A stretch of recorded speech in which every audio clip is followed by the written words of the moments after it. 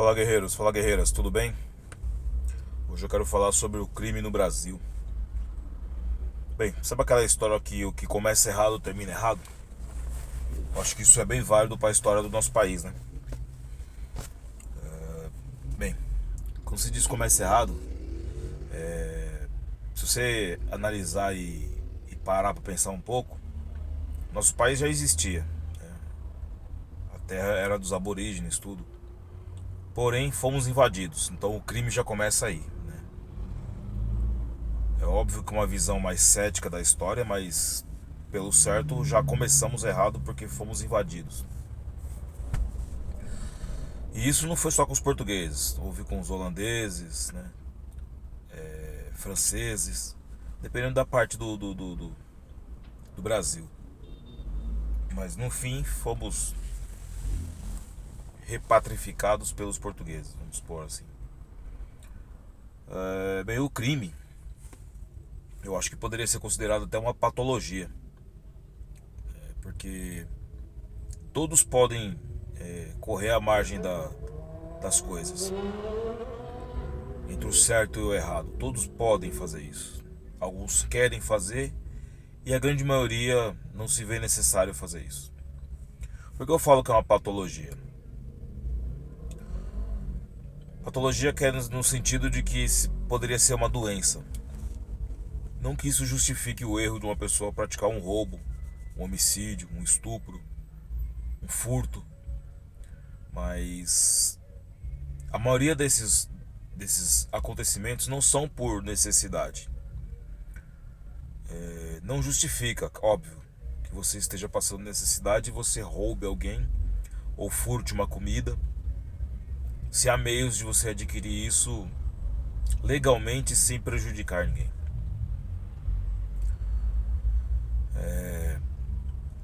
Eu acho que o Brasil, a gente tem uma péssima cultura de tentar ser esperto. E a frase que eu odeio e sempre vou odiar é o bom e velho jeitinho brasileiro. Isso facilita para muitas coisas. Desde o crime famélico, que é por necessidade, por comida, por água, aos crimes que é até difícil de imaginar o tamanho do prejuízo que dão, como crimes políticos, por exemplo.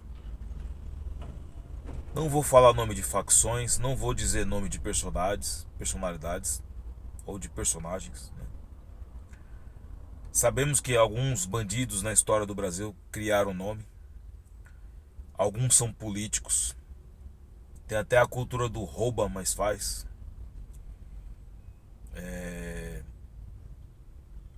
Nas grandes capitais vemos que há uma certa idolatria, principalmente nas periferias, ao marginal ou aos marginais.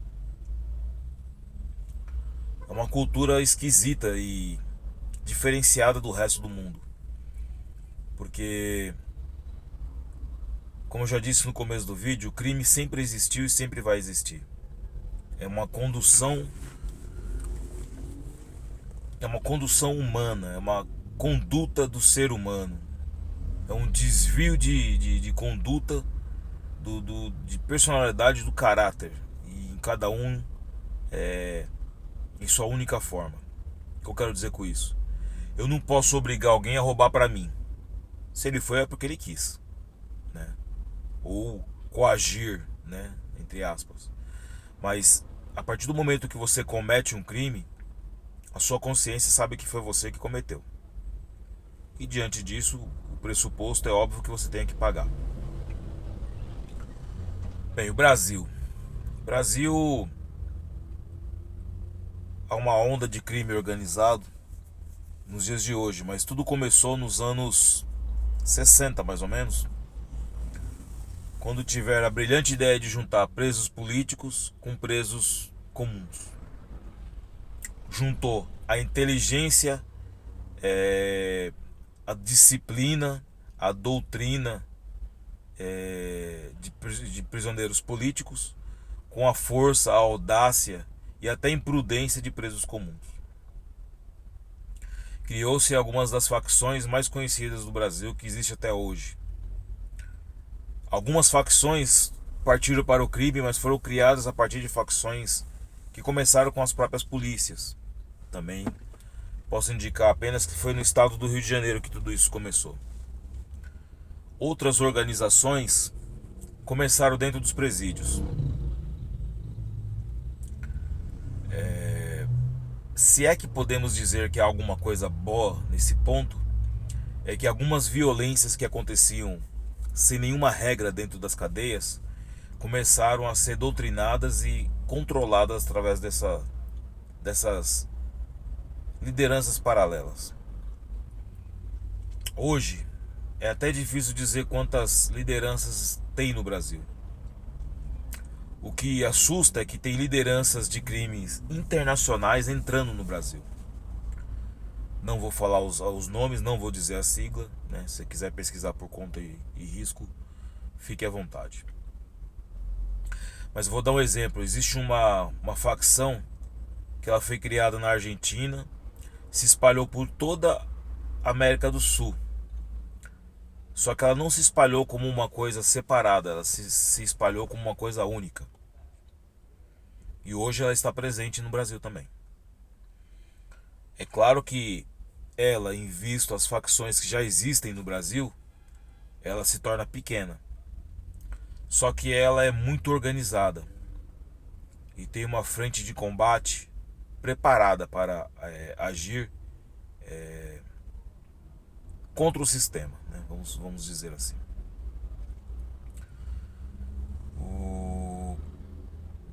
O crime em São Paulo, ele tem uma visão que é do dinheiro.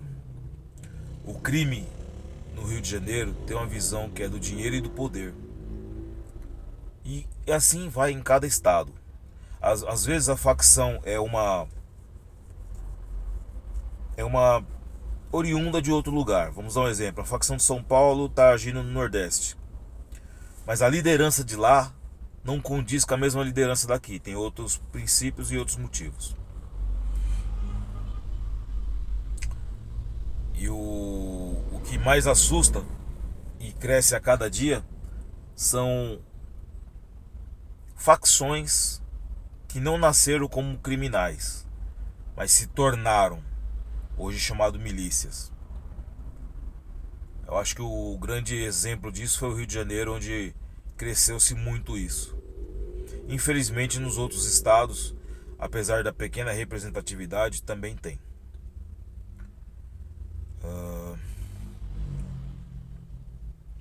O crime, ele se alimenta de muitas coisas. E claro que administradores, pessoas que estudaram, advogados, políticos e pessoas que têm influência participam disso. Foi-se o tempo que o criminoso tinha uma arma enferrujada e tomava de assalto algum lugar, e aquilo seria o Robin Hood da periferia. O crime controla de uma forma tão de punho forte que os criminosos que se candidatam, vamos dizer assim, né, para participar dessas facções, eles são obrigados a pagar uma mensalidade para manter a facção com caixa ativo e para pagar coisas como advogados, serviços que caso eles necessitem.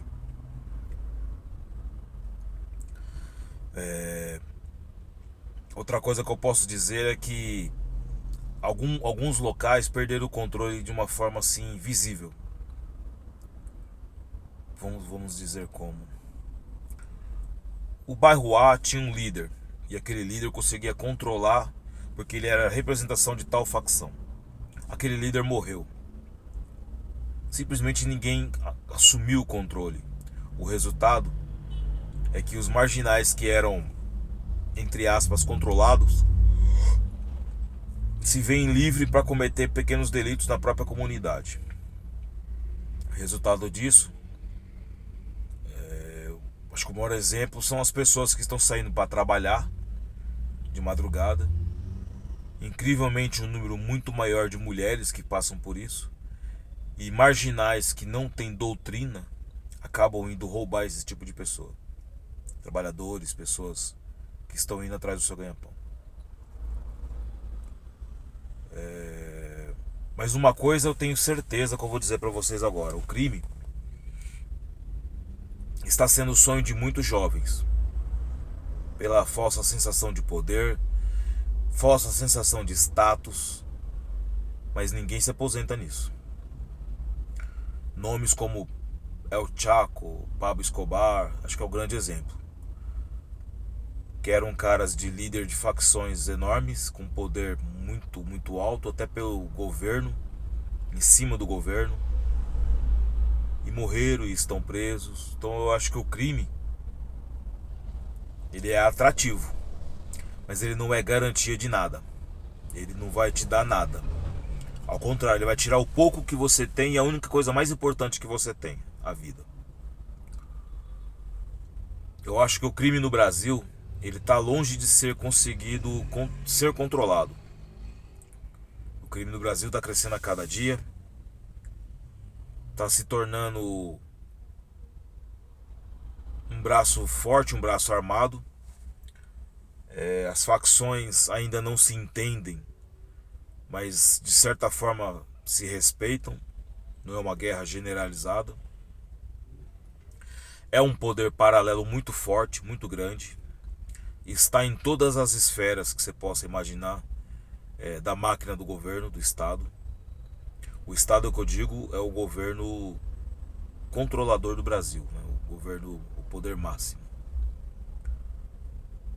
E digo mais, não é de hoje que estão não, há muitos anos, há muito tempo. E pelo que tudo indica, vão permanecer nesse status, né? Alguns países como El Salvador está tomando algumas medidas radicais contra o crime lá, mas também chegou ao ponto de ter uma população carcerária de 70% dos homens.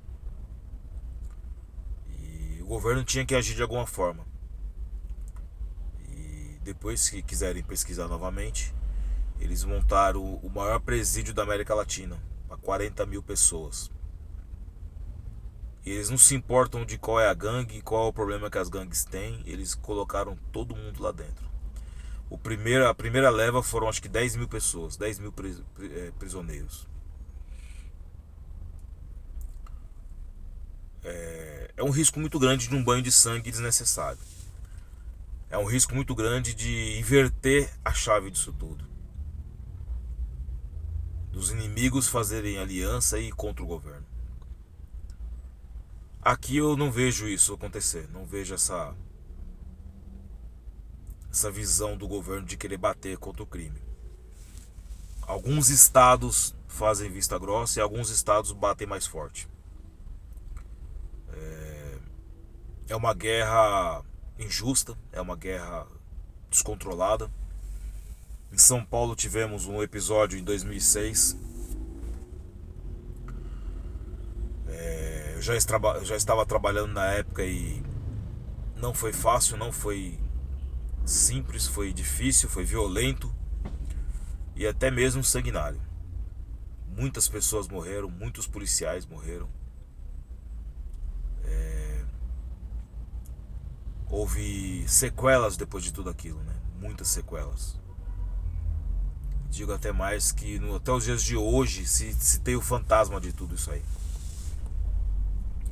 Em algumas datas comemorativas ainda se espera que algo possa acontecer. E especificamente do meu estado,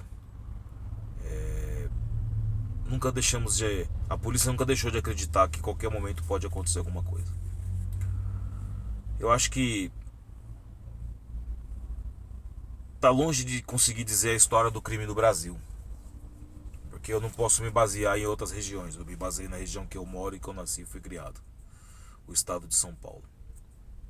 Mas eu imagino que tudo que teve princípio da violência do crime se espalhou e começou tanto aqui em São Paulo quanto no Rio de Janeiro.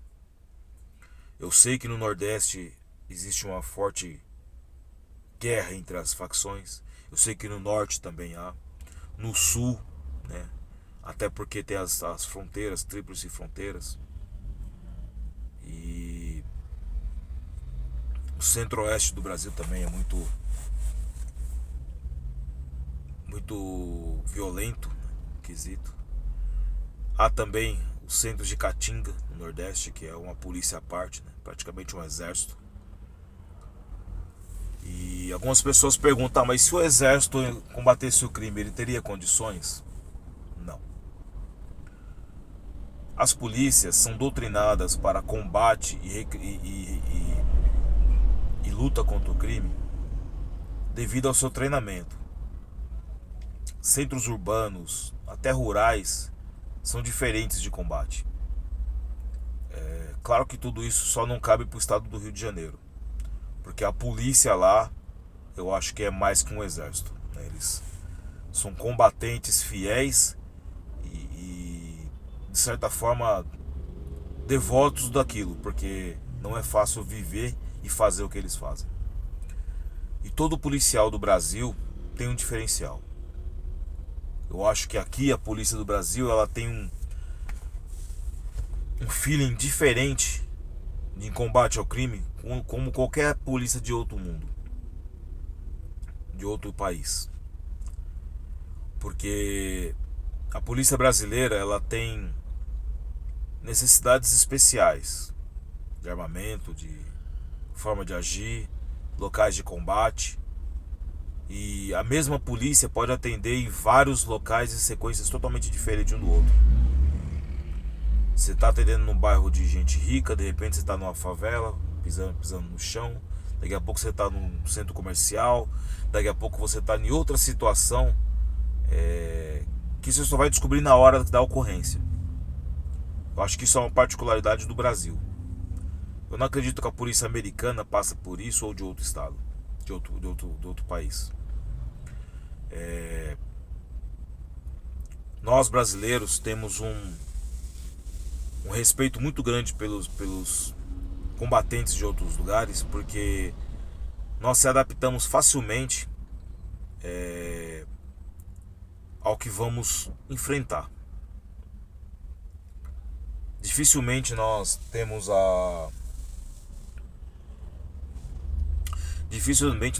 a missão a qual não conseguimos cumprir, porque de certa forma nos preparamos para tudo, né? E a polícia brasileira passa por isso a todo momento e a todo instante. Somos convocados para várias e difíceis missões, e o retorno para casa é o mais desejado a cada dia. Então é isso, meus amigos e minhas amigas. O crime no Brasil é um mal a ser combatido, só que não vai ser em 20 ou 30 anos. Eu acho que vai ser daqui a muitos anos ainda. Vida longa a todos, força e honra.